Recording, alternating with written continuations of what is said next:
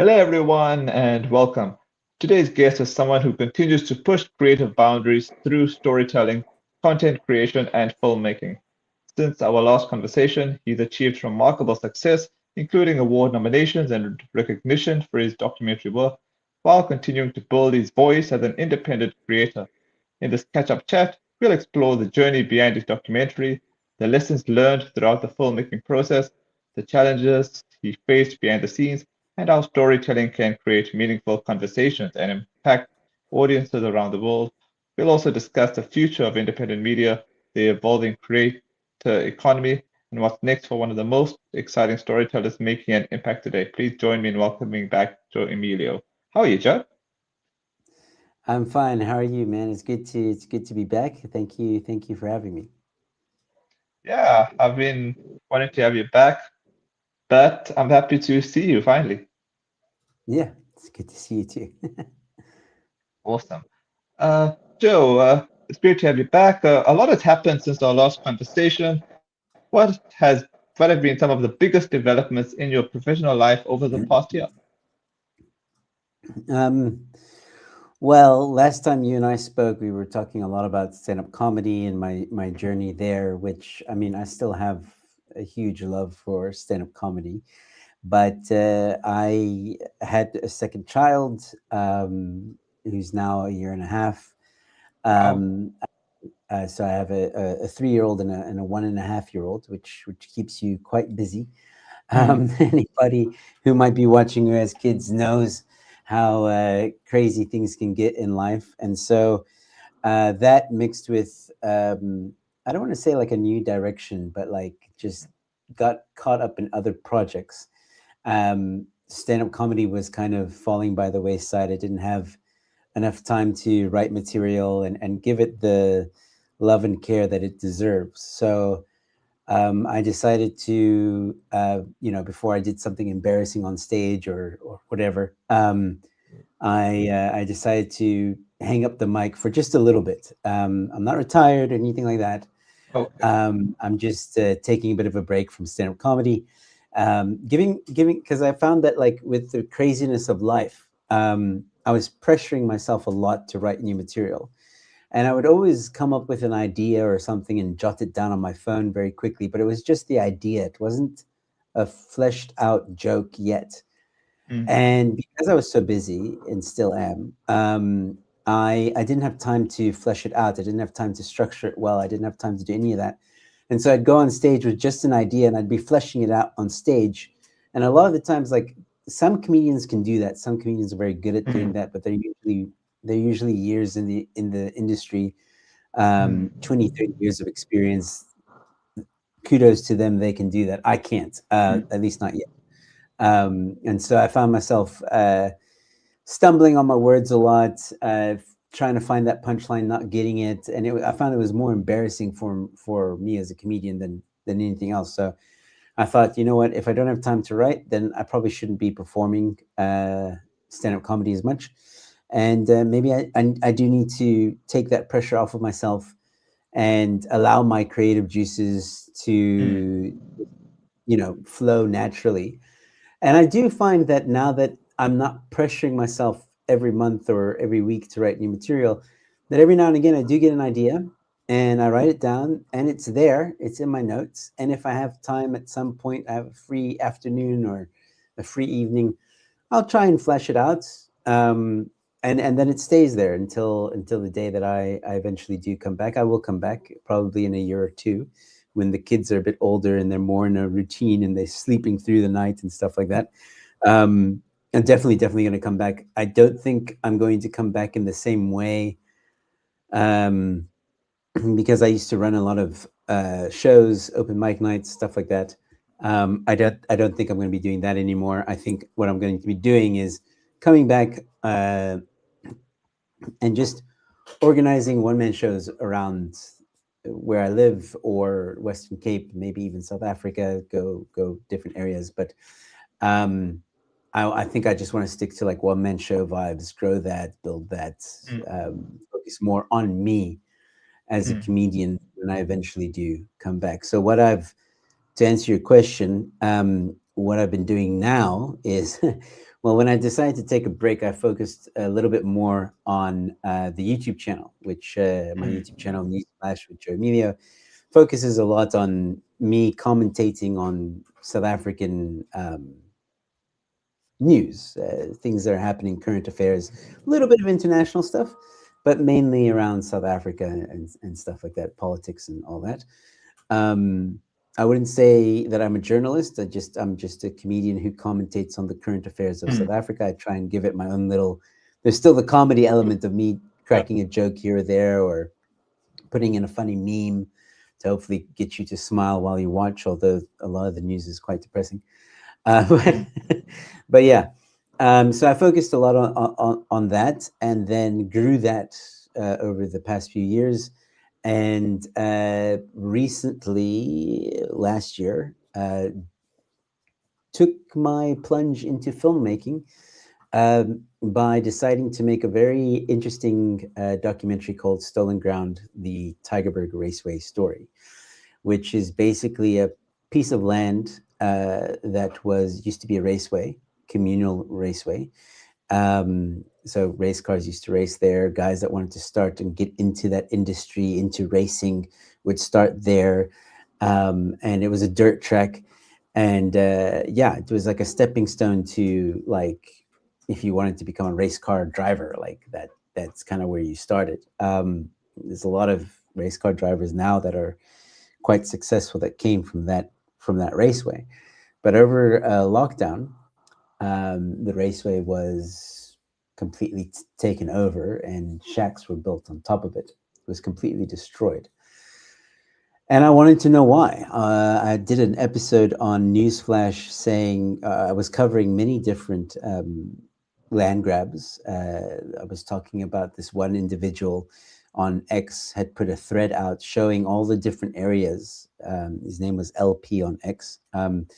He showed all the different areas in the Western Cape and across South Africa that have had shacks just mushroom and balloon in certain areas. He was showing how in 2020 or 2019 or 2018 there was a small little town or informal settlement, and then after, I don't know, 2023, 2024, it just it a mass expansion. And it made me question in that video, like, how, why? I mean, like, we're supposed to be in a, a democratic country. There's supposed to be law and order. How is it that people can just take land like this? Whether it doesn't matter if it's private or government, there's people just coming in taking land. There should be some kind of, laws against this. So why is this happening? And people started pointing out the raceway to me, and then that's when I was like, okay, well, let me start there. Let's find out. Let's take an example, the raceway. And the raceway is also not too far from me where I live currently. It's like 10-15 minutes away. And so that's easy to get to. Let me find out if the owner or the ex-owner is still around. Let me find out, if certain people are still around, because I don't know. I mean, this invasion happened in 2020, so I started doing this in 2024, 2025. Started investigating, and it had been 4 or 5 years. He could have left. He could have traveled to another country. I don't know. So I first did some basic research of where everyone involved was. Took me a while to track him down, but eventually I did. Chris Liebenberg, who's the previous owner of the raceway, and he was very keen to chat to me. And I chatted to him a little bit about what he went through, and started to chat to other people. Started to chat to some lawyer friends of mine, advocates, who told me that I need to also look at the PI Act when I do this investigation. And that I think, when looking at the PI Act, that's when uh, things started to shape in, unfortunately, a very negative way. So the PI Act became the bad guy in the story, oh, because the PI Act, while it was first envisioned and written for good, like, the idea behind it was, we don't want the government to be able to force you out of your house ever again, like what they did in apartheid, right? They Mm. relocated people forcibly and stuff like that. So this PI Act was a response to that in the new South Africa. Like the government's not allowed to remove you from your dwelling or your home. If they want to, they have to go to court, follow a court process to legally evict you. Um, and the courts decide on a case by case basis how the eviction should happen. Now I'm condensing the law very much, but the problem with the PI Act is there's not enough definitions for example, there's no definition of what a home is, right? One of the individuals I was chatting to, who's part of the MMC for Security and Safety, JP Smith, says in the documentary, there's no definition. You could put a tarp over your head with a stick and have a toothbrush next to you on a piece of land that doesn't belong to you, and the court would deem that a home. There's no definition. There's no, oh, a home needs a roof, a doorway, and XYZ. There's no definition. So that things like that open the door for nefarious people to take advantage of this law, and in ways one can't even imagine. For example, there's something called shack farmers. So these are individuals who they do what the name suggests. They basically build shacks en masse and quickly enter an area that they want to take over, and quickly overnight put up shacks as much as possible. They throw in fake bedding and fake beds and Mm. empty suitcases to make it look like someone's living there, because that's the problem. If the dwelling or shack, if there's evidence that someone lives there, you're not allowed to tear it down. So um, cops will come and they'll look in the window, and then they'll see, oh, there's a suitcase and a bed. Okay, we can't take it down. Someone lives here. And the shack farmers know this. So they do that immediately to make sure that the law enforcement don't take it down. Again, another loophole in the system. There are politicians that call for you to take land, mainly from the EFF and Land Party that do this, and nothing happens to them.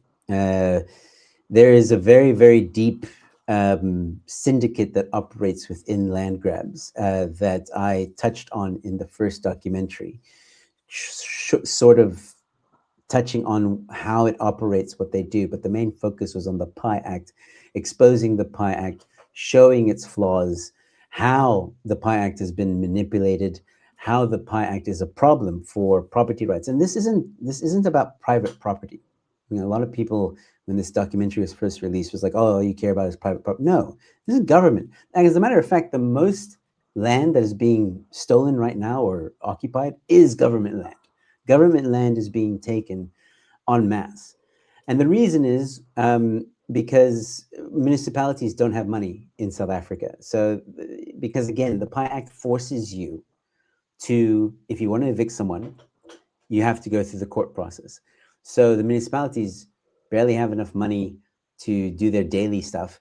So when they see a land's been taken, they're like, well, we don't have money to take these people to court, and they kind of just leave it. Mm. And that's so there's like so many things going through my mind right now about the different kinds of issues. Like, but the one thing that I really want to bring up, because I know that some people, they for whatever reason want to misinterpret what I'm trying to say, because I'm not here to advocate for um, capitalism or socialism or anything like that. I'm here for the truth. And one of the biggest issues with the PI Act is that it harms the very people that the politicians claim to want to help. And I'll give you a very quick example. So we often see politicians saying that they want to provide housing. That's a big thing in South Africa because of the people that were removed during the apartheid years. They were told well, the new government told them, we're going to build you housing, we're going to give you your land back. You've got to prove it. But if you can prove, if you're on this list, then we will eventually give you housing. And there's been a huge problem with that system. There's delays and also corruption and all that stuff.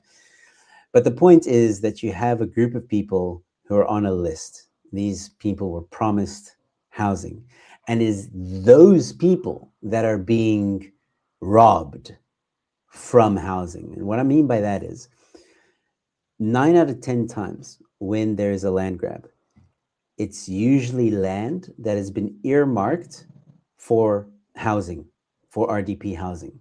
For the people, for the very people that are on this list, that land has been allocated for, and they say, okay, we're going to build 1,000 houses here, which means 1,000 people on that list are going to get housing. But before construction can even begin, there is an illegal land grab that takes place. Again, the municipality cannot kick them out; they don't have the money for it, and so these shacks remain. And it's not people that are on the list that are in these shacks. It's different people, people from Eastern Cape, people from Northern Cape, Gauteng, even abroad, from Mozambique to wherever other country in Africa. There are immigrants there for sure. And the very people that were supposed to get housing are once again left with nothing. And that to me is, I mean, I have my own opinion about housing, and I don't think people should just be given houses. But I understand that for this situation, for the history of South Africa, it's a different, it should be taken on its own merit, and it's a very complex and horrible history that we have in a sense, but we need to learn from it. And and so I understand that, and if they were wronged, by all means, fix it. But we do have that system. It's called, I think it's called not restoration or something like that. It's with an R. But I know that it's a law in South Africa that if you have been, if in apartheid you were removed forcefully from your piece of land, you can prove that you were that this piece of land does belong to you. The government will give you two options. It'll say we can give you either another piece of land, or we'll give you the monetary value of what you lost. And 90 odd percent of people choose the money. And so fine, that's your choice. But then that means that the problem has been rectified. The issue is solved. If you choose the money, fine. That's your prerogative. But then don't say that you still want a piece of land. You've taken the money. It's been solved. And so this doesn't obviously happen with everyone. And so there's a list, and there's people that are waiting to be on this to be given housing and all that stuff. So, when people sometimes look at the documentary and think that I don't know, I've got some nefarious agenda or narrative. It's not. It's the truth. You cannot debate the PI Act. The PI Act is available for anyone to right now go and Google and read it yourself. You will find no definition of home. You will find a lot of loopholes because of it's a very poorly written piece of legislation. There's things like if you want to remove someone from your land, let's say you found someone's now come onto your piece of property, and they put up a tent, and you want to remove them. You have to you as the person who owns the property has to get them alternative accommodation. So book them a hotel room until this is all sorted out, until you've gone through the court process and all that stuff. You have to cough up money, not just for your lawyers, but also for someone to stay in a hotel or Airbnb until this is all sorted out. And it's stuff like this that the PI Act is really harmful towards, not just, again, private property owners, but also government-owned land. And there are amendments for the PI Act. The DA was pushing at the time when I did the documentary. I didn't know this; it was just coincidence that the DA was pushing for amendments to the PI Act to fix these issues. And one of them was so anyone who incites a land grab must go to jail. I think it's 2 to 3 years imprisonment, or like 2 million rand fine if someone incites a land grab. The other one was they had a lot of different amendments to try and fix the holes, but currently what's on the table, unfortunately, is not enough. They didn't listen to all the amendments. They took a few. So they took the one about imprisonment, but they also took one about the court can decide to immediately remove the people that have now invaded. But here's the problem. It says the court can decide that, which means that you still have to go through the court process, which can take years. That's one of the biggest problems. It can take years to evict someone. And so by the time you get to that end date where the court says, okay, you can remove them now, your land is screwed. And this, by the way, doesn't just apply to illegal informal settlements. This applies also to, like, let's say you have an apartment that you're renting somewhere in Cape Town or Joburg or wherever, it doesn't matter.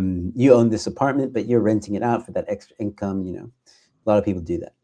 And let's just say one day that tenant that you have decides, or maybe doesn't decide, just they lose their job. And everybody loses their job for whatever reason. And that person tells you, like, listen, I'm sorry, but can you spot me a month or two, blah blah. You're generous, and you're like, okay, cool. When you get your job back, you know, you can have it. You can pay me back. But then 2 months come and go, still no job. You decide, listen, I can't have you staying here for free. You're gonna have to leave. That person can literally look at you in the face and say, no, take me to court. And then well, regardless if they told you no, take me to court, it doesn't matter. Because if you tried to forcefully remove them and they called the cops, you would be in trouble because you are forcibly removing someone from their home. And the PI Act protects every individual from that. So you would have to let them stay, and you would have to go through the court system in order to evict them. This very thing happened to my aunt when she was trying to buy a new apartment. There were people there that hadn't been paying their rent for 6 months. The owner decided he wanted to sell the place anyway. He was in Canada. And at the beginning, when my aunt went to go see the place and check it out, they seemed cool. They were like, yeah, no, sure, we'll leave at the end of the month. All good. But there was a clause in the agreement with my aunt and the real estate and the owner that said if these people don't leave, my aunt doesn't incur any costs or any problems or anything like that. It's fine. The deal's broken. It's not her problem. And here comes the end of the month. They said, nope, we're not leaving. Nothing you can do. The owner then has to go again through the court process to get these people out, explain to the court why. These people will then explain to the court why they had to stay or why they want to stay. And the court decides what happens to them. And that, again, can take years, lots of money from the owner to pay for courts and all that stuff. And so that is another side of the PI Act. It's why you have hijacked buildings in Johannesburg. The PI Act is really something that has destroyed property rights in South Africa. And the more I dug, the more I uncovered.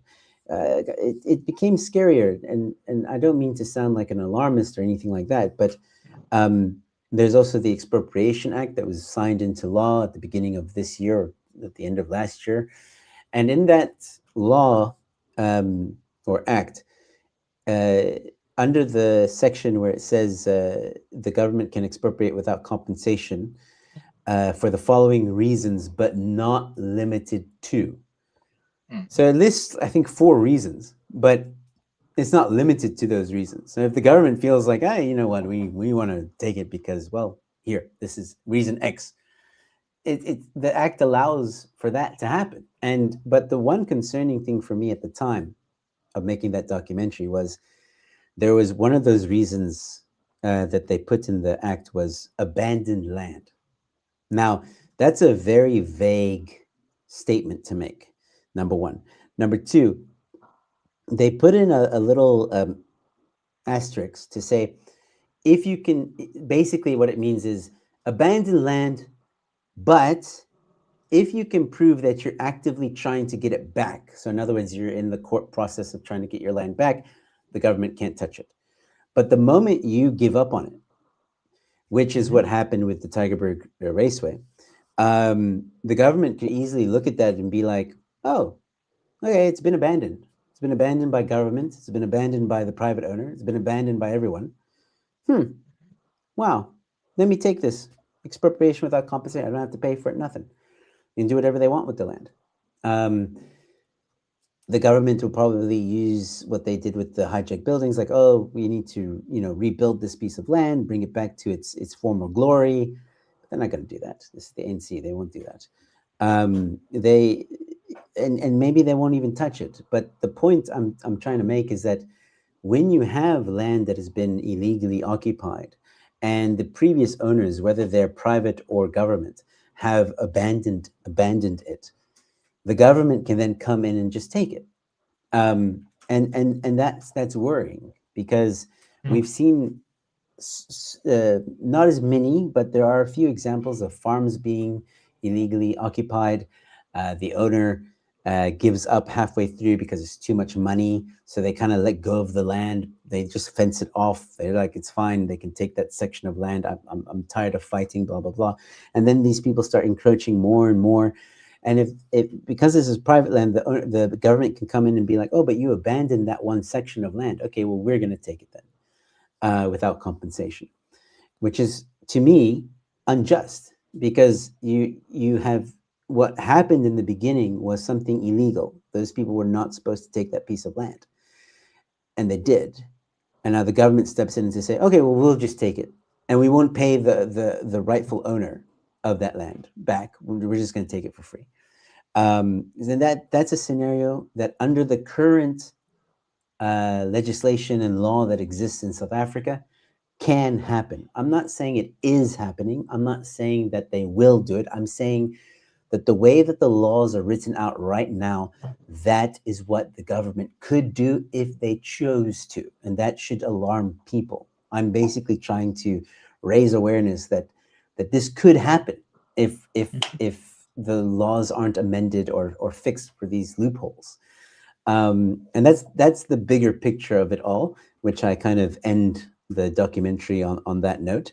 But for the most part, the documentary is about the PI Act, the flaws of the PI Act, and also how the PI Act and what happened at the raceway destroyed not just one man's business and livelihood of 20 years of blood, sweat, and tears, which, by the way, if you watch the documentary, the beginning section is quite heartbreaking when he tells his story. But I also include how this land invasion also harmed an industry. It cost jobs, job opportunities, not just the raceway itself, because the raceway was hiring people in the community to help them, ushering, security, car guards, chefs, you name it. They hired people within the community. There was jobs there that now are destroyed. And not just that, when you have a raceway, you have almost like a ripple effect where who builds the cars? You need someone to build the cars. You need someone to make the engine. You need someone to fix the engine. So you have car mechanics that have now lost that job, or lost clients, or there's no growth in that industry anymore because no one's innovating anymore because they lost a whole raceway. There's a knock-on effect of such magnitude that I think people didn't realize, and I made it a point to make sure that Gary, one of the people I interviewed, he's a big motorhead. He explained it very nicely how just losing one raceway has this knock-on effect, not just on the area, but on the whole motorsport in South Africa as a whole.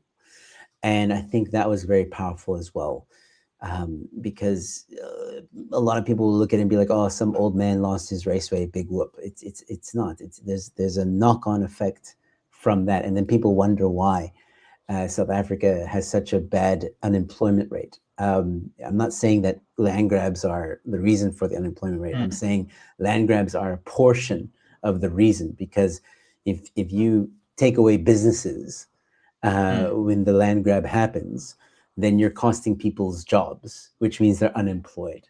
It's not the whole reason. It's not the entire reason why there's a high unemployment rate, but it's part of the reason.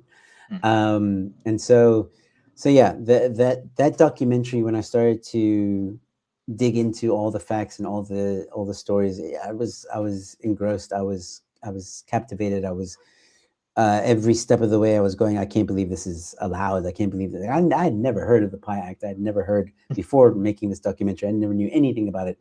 And the more I dug in, the more I researched, the more I was just gobsmacked by by what this was, and that this actually exists. And so I put the documentary together as quickly as I could with the limited resources that I had. Zero budget, by the way.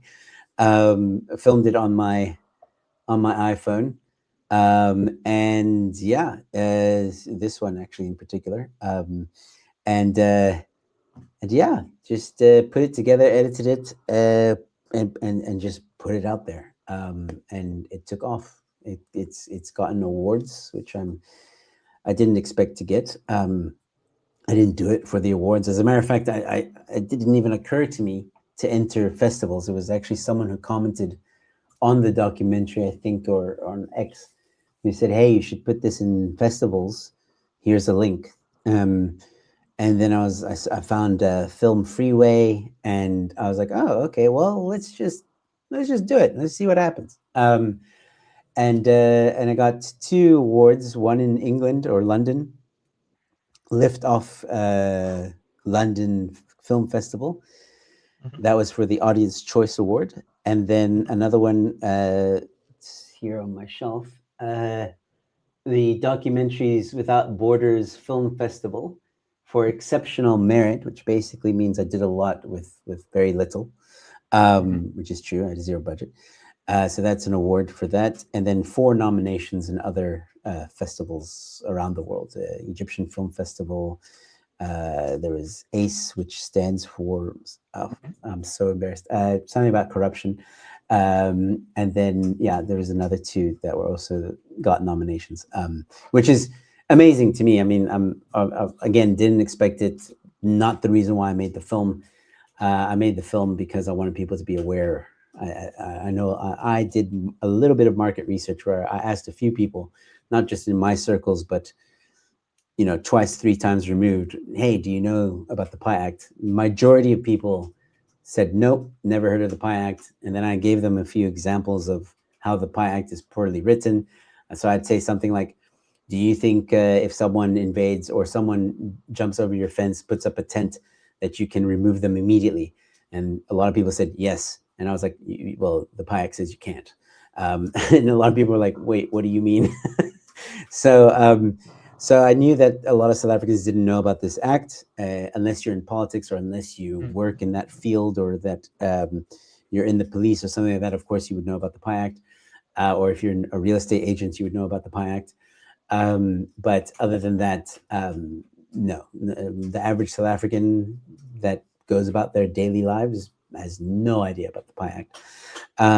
So yeah, that's the main reason why I made it. I thought it was an interesting story. I thought it was a story that needed to be told, and the reception has been amazing. So yeah, if anybody wants to watch it, it's available now on my YouTube channel for free. You can just go and watch it, and let me know in the comment section what you think. Awesome. Wow, that's so heavy detail, man. I've got a comment for you already here. This is from Rich Chitin. Dear Joe, thank you for entertaining us via your films. Has any of the storytelling reflected on your personal life events? I think you might have touched on it, but you can just answer this in a nutshell. Um, I'm not sure what they mean by storytelling reflected on your personal life events. I would ask for them to elaborate a little. If they mean that, like, I got in trouble or anything, not really. No. Just in general, maybe you might have experienced. No, it doesn't have to be trouble. It can be positive, negative, probably a bit of a mixture, I guess. Mm. Well, like I said, the positive is the reception, and everyone Okay. telling me that it was well. I haven't heard anyone telling me it sucks. Um, Okay. Look, if you know, again, if you know it was made with zero budget, and Hmm. you know that it's made by someone who didn't have a Netflix studio behind them, then you go into it with that knowledge of, okay, this isn't going to be a Netflix like produced Hmm. documentary. Hmm. But I think I nailed, or what I wanted to make sure of is that, one, visually people would be interested. So it doesn't look grainy. It doesn't look like it was shot on an old iPhone or an old camera or whatever. It's not pixelating or stuff like that. It's Mhm. clear, it's visually nice, acceptable. And same with the audio. The audio is very important. I knew that one, it's you can make a really good you can polish a turd really well visually, but Mhm. if the audio is unbearable, no one's going to watch it. Yeah. So the audio for me was the most important. I made sure that I cleaned up the audio as best as I could. It's not, again, it's not Netflix level, but it's good enough. A lot of people have commented, like, not just on the video, but to me personally, sent me messages saying like, "Wow, Joe, this is they're really good." Like, it's. I think one of my friends was pleasantly surprised because he was quite honest and he said, "Listen, when you told me that you made a documentary, I didn't expect that. That was really, really good." I think he Awesome. expected some kind of vloggy kind of, not as professionally done with so little. So I think that uh, that's one of the ways it's affected me personally, is knowing that I can actually do something like that. Because during not the filming was the easy part. The editing was very difficult, and many at many parts during the editing, I asked myself like, can I finish this? Maybe I bit off more than I,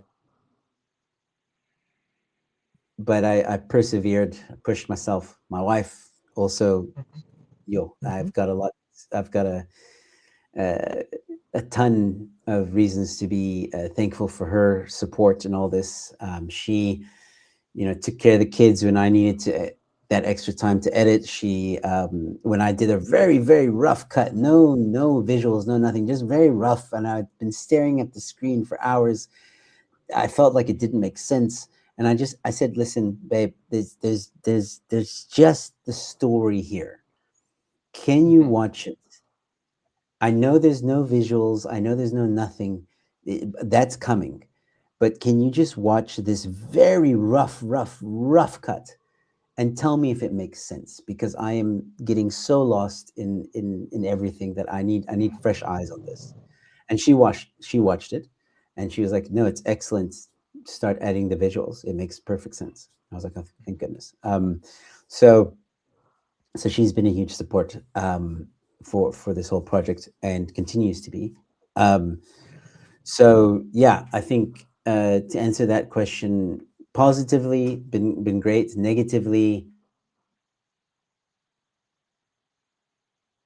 that happened when doing this documentary is when we put up the website stolenground.co.za, we had over 900 attempts of someone trying to hack it. Right. Um, yeah, the documentary hadn't been out yet. It was a website to just I announce see. the documentary, Mhm. and over 900 attempts to hack the website. Why, I don't know. It's not like they would have been able to see the documentary, but probably, uh, I don't know, put some false Viruses. things on it, yeah, viruses, whatever, Okay. um, Okay. just to mess with it a little bit, yeah. Mhm. But yeah, All right. that's it. The digital media landscape is constantly evolving. How do you see independent creators shaping public conversations today? Yeah, I think we can see that already happening with independent creators. With social media and YouTube and all these other great platforms that allow for individuals to voice their opinions and tell stories. I think the only danger there is people have to be careful to take Mm, things on face value. People need to research. Don't just believe everything you see someone talking about, including me. I don't always get it right. Maybe the story develops and it's changed already by the time you've watched it on my channel, and that's fine. That's how news works. mm, And I'll try and do a follow up video to align it correctly. But for the most part, like, I try and stay as factual as possible. But there are people on social media that don't do that. They just like to stir mm, conflict or controversy for the likes and the views. And click. I think we just have to, yeah, we just have to be careful. Anybody who uses those platforms just has to be careful of the information they're getting.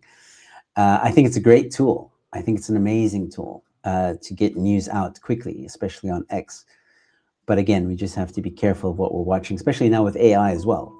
There's a lot of videos of AI videos that look very real, but turn out not to be. So yeah, we just have to be vigilant, careful. Don't forget to research things yourself. Get a few sources, not just one. But what's also nice is, I think, and again, I'm not a journalist, but I grew up at a time where journalism, I felt, was always searching for the truth. And nowadays, I don't feel journalism does that. I feel that they look at the news through a certain lens, and they want the readers and viewers to also look at it from their lens, rather than going, here's what happened in situation A, here's what happened in situation B, what do you think?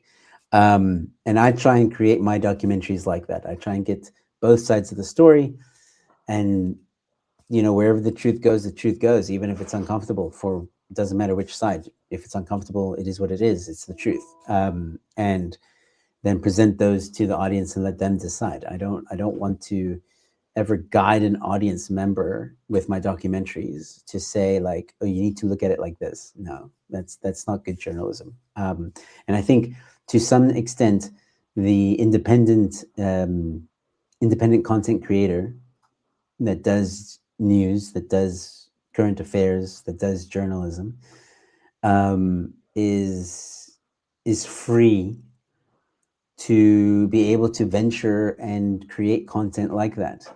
If you work for an ENCA or News 24 or whatever big media platform, you are forced to write an article a certain way, make a video a certain way. You can't deviate from the narrative. Whereas if you're independent, you can do what you want.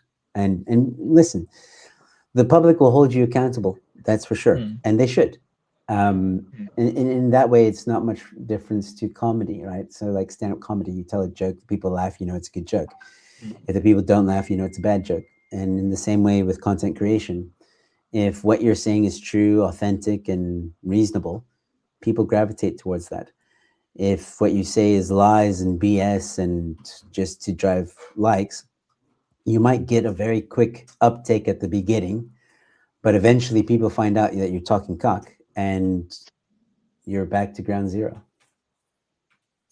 What skills have you developed over the past year that you didn't expect to need when you first started this journey? I'm sorry, say that again. You broke up a little bit. Oh, sure. What skills have you developed over the past year that you didn't expect to need when you first started this journey? Skills. Um, that's a good question. It's. I would say, well, I guess you could say filmmaking, because I've before this, yes, I would edit small videos, and Mm. I'd edit my own little comedy shows or whatever, but I never made a film, like a documentary, full length film. That is a skill I did not realize I had. So yeah, that would be it. All right. Is there a particular story, issue, or project you're passionate about exploring next? There's a few. Okay. I'm currently busy with Stolen Ground 2 and 3, which are going to investigate the land grabs that happened in Hermanus and Grabau. Okay. I'm raising funds for that, so if your viewers want to, they can just Google Stolen Ground 2 or 3. They should see a Back a Buddy link pop up, and you can donate. I'm not far from the goal. I need 1,300 people to donate 100 rand, and we've hit our goal. It's really not a lot left, and I'm very thankful for those who have donated thus far. It's amazing to see so many people support this project. So I'm very excited to get it off the ground. It's going to happen. Initial research has been done, so I know more or less who to interview and how the story is going to be. Very interesting. Very different to the Tagerberg Raceway, in the sense that it's not.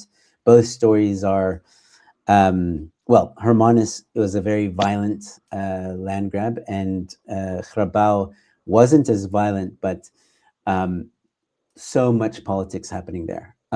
So they're both interesting in their own right and expand on the Tigerberg Raceway in the sense that, the Tigerberg Raceway was an example of what happens in a very micro example of what happens. Whereas with Hermanus and Herbal, this is on a much greater scale. So that it comes with its own interesting stories. Um, and then there's other topics I would like to research and get into, and other documentaries I'd like to get into. There's some stories in South Africa that I think it would be interesting to do a documentary on. Um, so I'm in talks at the moment with one or two organizations to do other topics, not just land grabs. So yeah, there's definitely more coming, which I'm very excited about. Awesome. Finally, as you look ahead, what are your goals for the next chapter of your career, and what can your audience expect from you in the coming months? Well, biggest goal is to get one of the next Stolen Ground installments out as soon as possible before the upcoming elections. So Okay. one of those stories will be out, maybe both. I'm pushing to get both out, but I might be in a situation where I can only do one and then release Mhm. the other one later. Either way, they will be told. So get those finish my chapter on the whole land grab situation, and then look towards other projects and other opportunities. Keep the channel going. Uh, but my biggest goal is yes to finalize the Stolen Ground 2 or 3, and yeah, hopefully start a career in filmmaking documentaries. I don't know. We'll see. Maybe next year when we chat again, I'll be hired by Netflix or something. I don't know. Awesome. That's the Yeah, that would dream. be exciting. Um, yeah, Yeah, because I was just thinking, like before you launch that, you must let me know, and then we can have a chat on it. sure. No, absolutely. Thanks so much for your time, Joe. Thank you so much, man. It's always great chatting to you. Likewise.